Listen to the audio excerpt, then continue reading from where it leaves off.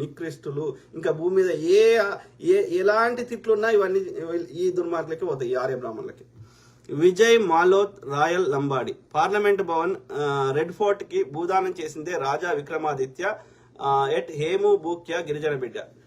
కావచ్చు బ్రదర్, అయినా సరే భూమి ఒకటి ఉంటే సరిపోదు కదా, ఇప్పుడు కూడా భూమి ఉంది కదా, అవి కట్టింది ఆ ముస్లిం రాజులు ఎత్తుకోవలే కదా. కానీ ఇవాళ తాజ్ మహల్ అనేది ప్రపంచంలోనే ఒక పేరుగాంచిన 7 వింతల్లో ఒక వింత కదా, రైట్? భారతదేశానికి విదేశీ కరెన్సీ మారక ద్రవ్యం వస్తుంది కదా, షాజహాన్ గారు ఎత్తుకోవాలి కదా. ఒక జాతి మీద ఎందుకు అంత కక్ష కట్టుకొని అదే పనికి ఎందుకు పెట్టుకోవాలి? అభివృద్ధి కాంగ్రెస్ వాడు 4 ఇరిగేషన్ ప్రాజెక్ట్స్ పెడితే నువ్వు 10 కట్టు, నీకే ఓటేస్తారు.